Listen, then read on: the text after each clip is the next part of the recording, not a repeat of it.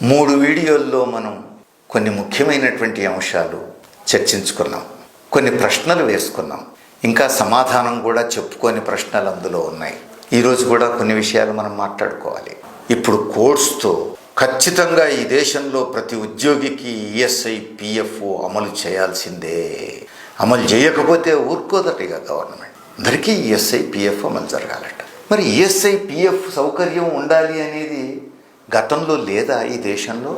ఇప్పుడు ఈ కోడ్స్ నుంచే వచ్చిందా? మరి గతంలో లేకపోతే దేశంలో ఉన్న ఈఎస్ఐ హాస్పిటల్స్ అన్నీ ఎక్కడి నుంచి వచ్చినాయి? ప్రావిడెంట్ ఫండ్ డిపార్ట్మెంట్ ఎక్కడి నుంచి వచ్చింది? కోట్లాది కార్మికుల అకౌంట్స్లో పిఎఫ్ ఎందుకున్నది?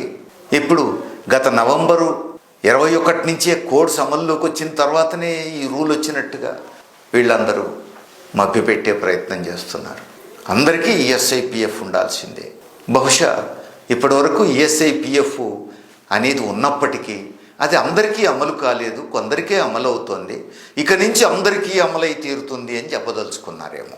ఒకవేళ అట్లా జరిగితే మంచిదే. కానీ గతంలో అందరికీ ఎందుకు అమలు కాలేదు, కొందరికే ఎందుకు అమలైంది? దీనికి సమాధానం చెప్పాలి కదా. మోడీ ప్రభుత్వం ఇప్పటికే 11 ఏళ్ళు అయింది కదా వచ్చి. ఈ 11 ఏళ్లలో కూడా ఈఎస్ఐ పిఎఫ్ అందరికీ అమలు చేయకుండా ఎందుకు నెగ్లెక్ట్ చేశారు? ఎందుకు నిర్లక్ష్యం చేశారు? లేదా మోడీ చెప్పిన అధికారులు అమలు జరపలేదా? లేదా ప్రభుత్వం చెప్పిన యాజమాన్యాలు ఒప్పుకోలేదా? ఈ విషయమన్నా చెప్పాలిగా. ఒప్పుకోకపోతే మరి మీరేం చేశారు? అధికారులు అమలు జరపకపోతే వాళ్ళ మీద ఏం చర్య తీసుకున్నారు? ఆ విషయాలు చెప్పాలి కదా. ఇవేవి చెప్పరు.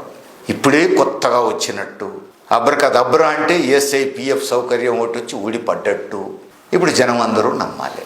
పైగా ఇప్పుడు కార్మికులందరికీ, ఉద్యోగులందరికీ ఈఎస్ఐ పిఎఫ్ ఖచ్చితంగా అమల్లోకి వస్తుంది అని చెప్పేసి అంటున్నారు. కోడ్స్ ద్వారా అమల్లోకి వస్తుందా? గతంలో కొంతమందికే అమలైందనేది నిజం. ఇప్పుడు ఆ కొంతమంది కంటే ఇంకొంతమందికి అమలవుతుందా? లేకపోతే ఆ కొంతమందిలో కూడా కొంతమందికి ఊడిపోతుందా? ఇది ఇప్పుడు ప్రశ్న. నేను ఛాలెంజ్ చేస్తున్నా. కోడ్స్ చాలా గొప్పవి, కోడ్స్ వల్ల ఈఎస్ఐ పిఎఫ్ అందరికీ అమలు జరుగుతుందని చెప్పదలుచుకున్న వాళ్ళు చర్చకు రావాలి. ఇప్పటిదాకా ఈఎస్ఐ పిఎఫ్ అమలులో ఉన్నోళ్లలో కొంతమందికి ఉన్న అవకాశం కూడా పోతుంది ఈ కోడ్స్ వల్ల. కొత్తగా అమల్లోకి రావడం కాదు, అమలు అవుతున్న వాళ్లకు ఉన్న అవకాశం పోయే ప్రమాదం ఉంది. ఇది గమనంలో పెట్టుకోవాల్సినటువంటి అవసరం ఉంది. ఇంకొకటి చెప్తున్నారు, ఈ కోర్స్ ప్రకారం అందరికీ ఫ్రీ హెల్త్ చెకప్ చేయాలట. మరి ఈ క్లాసు ఏ కోడ్లో ఉంది, ఏ క్లాజులో ఉంది, ఏ నిబంధన చెప్తే బాగుండేది. అందరికీ ఫ్రీ హెల్త్ చెకప్ చేయించాలట. అంతేకాదు 40 ఏళ్ళు దాటిన వాళ్లకు ఏదైనా జబ్బున్నదని తేలితే ఆ ఫ్రీ హెల్త్ చెకప్లో వెంటనే ట్రీట్మెంట్ చేయించాలట. బాగుంది. మరి 40 ఏళ్ళ లోపోళ్ళకు కూడా నువ్వు ఫ్రీ హెల్త్ చెకప్ చేయించాలన్నావు కదా. మరి వాళ్ళకు కూడా ఏదన్నా జబ్బు ఉన్నదని తేలితే వాళ్ళకు ట్రీట్మెంట్ అవసరం లేదా? ఇంకా వీళ్ళు మోడీని అడిగొచ్చినట్లేరు. అడిగొచ్చినాక చెప్తారేమో, మనం వేచి చూద్దాం. మరి 40 ఏళ్ళు దాటిన వాళ్ళకు కూడా జబ్బు ఉన్నదని తేలిన తర్వాత కూడా ట్రీట్మెంట్ ఇవ్వకపోతే ఏం చేయాలి? ఈ ప్రశ్నకైనా వాడు సమాధానం చెప్పాలి. పాపం నెత్తుగోక్కుంటున్నట్టున్నారు. ఇంకా మోడీని అడిగినట్లేరు. ఇది అది కూడా మోడీని అడిగొచ్చి చెప్తారేమో, చూద్దాం మనం. మహిళలకు సమాన పనికి సమాన వేతనం అంటున్నారు. ఎంత గొప్పగా చెప్పాను. సమాన పనికి సమాన వేతనం అనే చట్టం అంతకుముందు లేదా? ఈ కోడ్స్లో కొత్తగా వచ్చిందా? దీనికి జవాబు చెప్పరు. అంతకుముందు సమాన పనికి సమాన వేతనం అనేది చట్టబద్ధం అనే సోయి లేదు. ఇప్పుడే కొత్తగా వచ్చిందని చెప్పేసి వాళ్ళు అనుకుంటున్నారు, జనం అందరినీ నమ్మమంటున్నారు. సమాన పనికి సమాన వేతనం అనే చట్టం ఇప్పటికే ఉంది.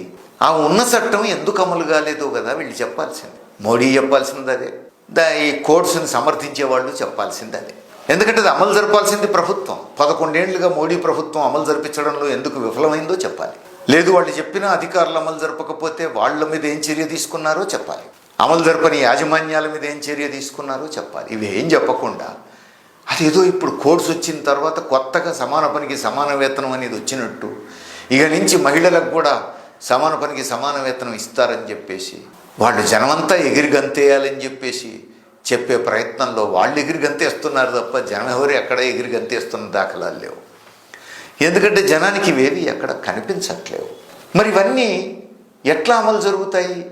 సహజంగానే సమాధానం లేదు. ఇప్పుడు బేతాళుడు వేసినటువంటి ప్రశ్నకు సమాధానం లేనట్టే ఉంది. ఏ ప్రశ్నకు వాళ్ళ నుంచి సమాధానం రావట్లేదు.